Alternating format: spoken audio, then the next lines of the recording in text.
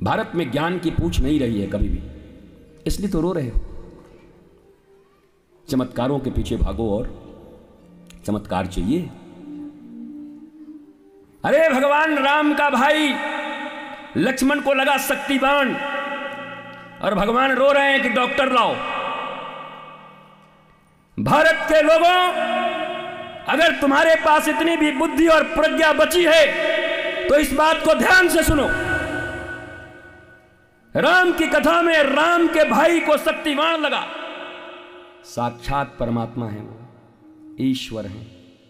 वो चाहें तो मस्तक पर हाथ ऐसे रख दें तो लक्ष्मण ठीक हो जाए, ऐसे। पर रावण के डॉक्टर को बुलाया गया, सुसेन वैद्य को।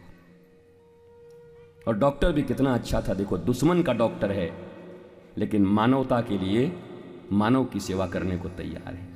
चिकित्सक का धर्म है कि उसके पास कोई भी चिकित्सा लेने आए वो उस मानव की सहायता करे, ये चिकित्सकीय धर्म है। उस धर्म का निर्वाह रावण के डॉक्टर ने भी निभाया। चाहता तो एक आध इंजेक्शन ऐसा दे देता कि और मामला खराब हो जाता। लक्ष्मण के बचने से ज्यादा फायदा था रावण को कि लक्ष्मण के जाने से फायदा था? जाने से फायदा था। पर चिकित्सक ने क्या किया?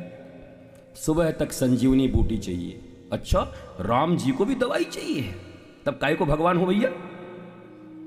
सुनो, मूर्खों की तरह, जाहिलों की तरह, चमत्कारों के पीछे भागने वाले लोगों, साक्षात भगवान राम का भाई बीमार है तो वो डॉक्टर बुला रहे हैं, उसके बाद दवा लाने के लिए हनुमान जी को भेज रहे हैं, वो भी सूर्योदय से पहले, समय से पहले। भारत की जनता है ये सो कॉल्ड विद्वान लोग हैं, ये ज्ञानी लोग हैं। तुम्हारे ज्ञान को कौन पूछेगा? न तो राम मानते हो, न तुम रामायण मानते हो, न राम के चरित्र को मानते हो, न राम की लीला को मानते हो। भगवान राम को कभी आपने देखा? मनुष्य की तरह पूरी जिंदगी एक मानव जो करता है, अपने पुरुषार्थ, पराक्रम, गुरु आज्ञा, नीति प्रवणता, इन सब गुणों के कारण राम राम बने। अयोध्या के लोगों ने साथ नहीं दिया लंका से लड़ाई में, तो जंगलों के बानर भालुओं को अपना बनाया। कोल भील उनके साथ रहे। जिसे तुम जनजातीय कहते हो वो राम की आत्मा बने और राम उनके जूठे बेर खाए। राम जटायु का अंत्येष्टि करते हैं। कितना प्रेम है उनको, राम को। राम ने चेतना भर दी सबके भीतर में, भक्ति प्रवणता भर दी सबके भीतर में। भगवान कभी चमत्कार नहीं सिखाए, कभी मनुष्य को अकर्मण्य, निकम्मा और अज्ञानी नहीं बनाए। गांव में बैठे हुए तुम लोग कभी दरवाजे पर कोई चूड़ी तोड़ के डाल दे, कोई नींबू और मिर्ची डाल दे, कोई सिंदूर डाल दे तो बाप बाप करने लगते हो, हे भगवान ये क्या हो गया। नींबू मिर्ची डाल दे तो एक चिट्ठी लिख करके बाहर रख दिया करो कि भैया अदरक भी कल डाल देना, बढ़िया से खाएंगे।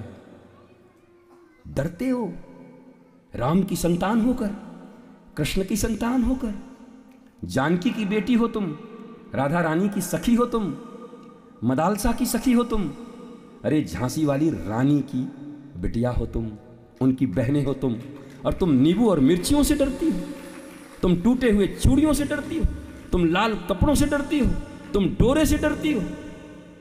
अगर इन नींबू और मिर्चियों में इतना ही शक्ति होती तो भारत की सेना पर इतना पैसा खर्च करने का जरूरत नहीं था, बल्कि पाकिस्तान के बॉर्डर पर और भारत के बॉर्डर पर नींबू और मिर्ची टांग देते, पाकिस्तानी उधर ही रह जाते, नजर नहीं लगती उनकी।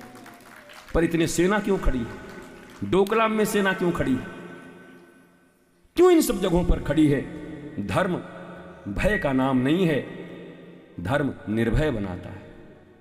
धर्म भीरुता नहीं, धर्म प्रेमता चाहिए जीवन में। धर्म से प्रेम करना है, धर्म से डरना मत। राम डराने के लिए नहीं आए हैं, राम तुम्हें निर्भीक बनाने के लिए आए हैं। कृष्ण डराने के लिए नहीं आए हैं। 6 दिन के हैं और जहर लगा के पूतना आ गई, डर गए भगवान? चली गई पूतना। कितनी पूतनाएं आएंगी और कितनी जाएंगी।